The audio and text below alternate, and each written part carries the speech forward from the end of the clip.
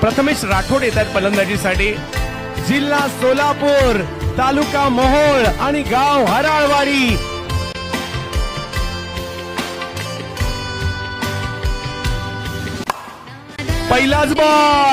पहिल्याच बॉलवर अल्टी पलटी बॉल सीमा रेषेच्या बाहेर कल्टी. प्रथमेश राठोड आजच्या दिवसाची सुरुवात धडाकेबाज केली या मुलाने.